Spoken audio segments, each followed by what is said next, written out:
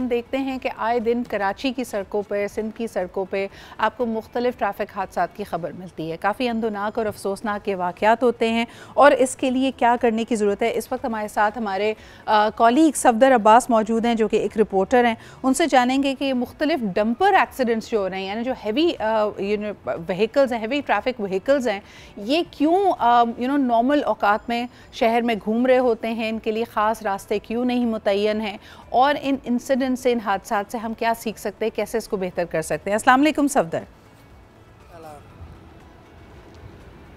सफदर, क्या आप मुझे सुन सकते हैं? जी, इसी तरह सुन रहा हूँ मैं आपको।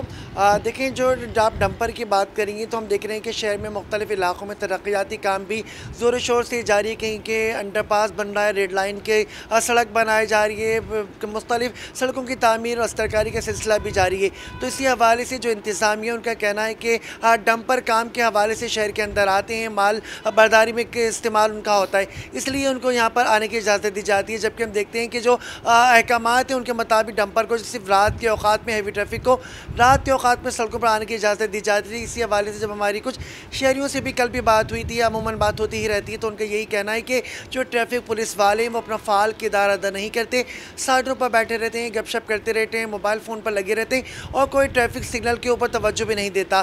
तेज़ रफ्तारी के बायस अमूमन हादसात रोनुमा होते हैं। अगर इसी तरह बात कर लें हम फरवरी के, आज 7 रोज़ हैं, 7 तारीख़ें, 7 रोज़ के अंदर हैवी ट्रैफिक से अब तक जो मुख्तलिफ हादसात के नतीजे में हम देख रहे हैं कि 14 कराची के शहरी जान की बाजी हार चुके हैं। सिर्फ फरवरी के अंदर 7 लोग जो है वो 14 अफराद जान की बाजी हारे।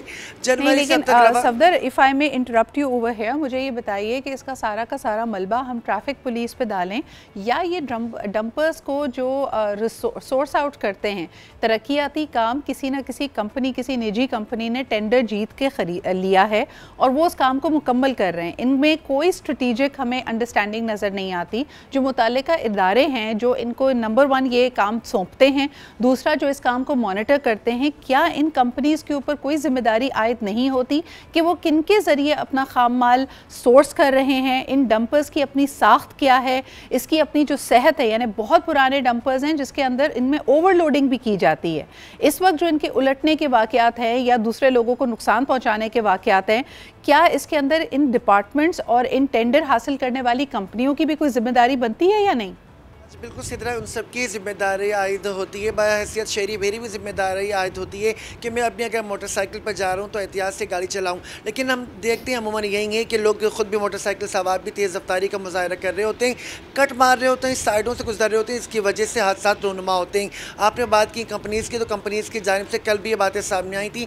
कल भी गवर्नर सिंध कारमेंट टेस्टोर ने सख्त नोटिस लिया था इन हादसा के ऊपर। उन्होंने खुद भी ये कहा था कि डंपरों की आमदोरफ्त को रोका जाए, अगर नहीं रोका गया तो खुद भी डंपर के आगे वो खड़े हो जाएंगे। इसी हवाले से जो कंपनीज़ उन्होंने भी कल एलामिया जारी किया है कि जो डंपर हैं उनके जो गैर कानूनी डंपर की आमदोरफ्त है उसके ऊपर फौरी पाबंदी आयद की जाए। जो लीगल डंपर है वो तो ज़ाहिर शहर में आएंगे ही, काम कर रहे हैं के दौरान उनके ऊपर जो खाम माल लोड किया जाता है, लेकिन उसका भी कोई टाइम टेबल होना चाहिए। बहुत शुक्रिया सफदर, हमारे साथ ही रहिएगा। हमारे साथ इस वक्त मौजूद है सादिया जावेद जो कि तर्जुमान हैं सिंध हुकूमत की, उनसे भी जानते हैं। सादिया, अस्सलाम वालेकुम, thank you very much for making time for us. मुझे बताइए, कराची में रोज़ाना की बुनियाद पर ऐसे हादसात हो रहे हैं, कराची की ट्रैफिक का निज़ाम दरम बरम है, हर कोई इस पे सरापा एहतजाज नज़र आता है। इतना बड़ा शहर जो कि ना सिर्फ पाकिस्तान का सबसे बड़ा शहर है बल्कि दुनिया के बड़े शहरों में होता है, इसका कोई मास ट्रांजिट प्लान नहीं है। अगर हम हुकूमत सिंध की तरफ से चलाई जाने वाली कराची की स्पेशल बसेस की बात करें तो वो भी नाकाफ़ी हैं पॉपुलेशन के हवाले से। दूसरा ये कि इस तरह के हैवी व्हीकल्स की आमदोरफ्त, कोई टाइम टेबल ना होना शहरियों के लिए वबाल जान है। इस पर क्या एक्शन ले रही है सिंध हुकूमत? जी बिल्कुल। सबसे पहले तो कराची में जो ट्रैफिक हादसात हुए हैं, इस दरमियान उनके ख़ानदान से सिंध हुकूमत की तरफ से मेरी इज़हार ताज़ियत। बिल्कुल ये इस साल बहुत ज़्यादा शुरू में रिपोर्टिंग हो गई है और जिसके लिए चीफ मिनिस्टर साहब ने, होम मिनिस्टर साहब ने, दोनों ने नोटिस लिया हुआ है। देखें, बिल्कुल आपकी बात सही है कि शहर में इनके औकात मुकर्रर हैं कि ये 11 बजे के बाद शहर में दाखिल होंगे, लेकिन क्योंकि इनके औकात में कुछ नरमी की गई है, क्योंकि ICI चैंपियंस ट्रॉफी की वजह से नेशनल स्टेडियम में कुछ तरक्याती काम जारी हैं, और दूसरा रेड लाइन मंसूबे पर जो शहर में काम हो रहा है उसकी वजह से इनके औकात कार में नरमी की गई है। लेकिन थोड़ी सी पुलिस की भी, डेफिनेटली ट्रैफिक पुलिस की भी इसमें गफलत है कि वो इन पे उस तरह चेक या कंट्रोल नहीं करने पा रहे कि जो इनकी ओवर स्पीडिंग है शहर में उसको उनको चेक करना चाहिए, इनके खिलाफ कार्रवाई होनी चाहिए, और जो ये ट्रक ड्राइवर्स हैं, इनके जो मालिकान हैं, उनकी गिरफ्तारी यकीनी बनानी चाहिए। क्या अभी तक कोई गिरफ्तारी अमल में आई है सादिया? इसमें ये भी बात करनी ज़रूरी है कि हैवी ट्रैफिक के लिए या इन डंपर्स के लिए अगर औकात कार में नरमी की गई है तो क्या इनको कोई अल्टरनेटिव रूट्स भी दिए गए हैं, या ये दनदनाते हुए तमाम रूट्स पे किसी भी वक्त आ सकते हैं? हम देखते हैं कि कराची का ट्रैफिक पर दबाव हर वक्त ही रहता है, लेकिन खुसूसी तौर पर जब स्कूल के जाने का वक्त होता है या स्कूल की छुट्टी का वक्त होता है, तब तो इस ट्रैफिक को, इस हैवी ट्रैफिक को कराची वाले खूनी ट्रैफिक तक कह रहे हैं।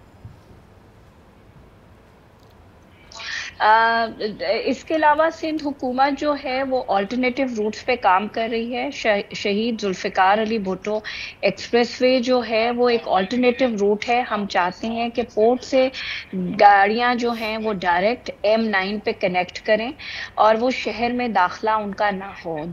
इसके अलावा मेयर कराची ने फेडरल गवर्नमेंट को ख़त लिखा है कि वो लियारी एक्सप्रेसवे का right of way government of Sindh के हवाले करे, ताकि उसको हम अपग्रेड करके और इसके साथ जो है उस पे हम हैवी ट्रैफिक, ताकि पोर्ट से गाड़ियां डायरेक्ट M9 पे उतारी जा सकें। जितना ये हैवी ट्रैफिक शहर के अंदर कम दाखिल होगा, उतना शहरियों की जान और माल को तहफ़्फ़ुज़ मिल सकेगा। बिल्कुल ठीक है। मुझे ये बताइए कि आपने कहा कि ये हिकमत अमली बनाई जा रही है, ओवरऑल हम सिनेरियो देख रहे हैं कि उसमें इवॉल्व आ रहा है, we want more right of way. आप जो सजेशंस दे रहे हैं, एक शहरी सोचने पे मजबूर है कि जो ऑलरेडी आपके पास मौजूद वसाइल हैं, जहाँ पे आपके पास राइट ऑफ वे है, क्या वहाँ पे इन अहकामात की, इस हिकमत अमली की और इन कवानीन की पाबंदी करवाई जा रही है? ख़ास तौर पर अगर मैं देखती हूँ सोशल मीडिया पे इस वक्त लोग बहुत ज़्यादा प्रोटेस्ट कर रहे हैं। सादिया, इस पे क्या कहेंगी?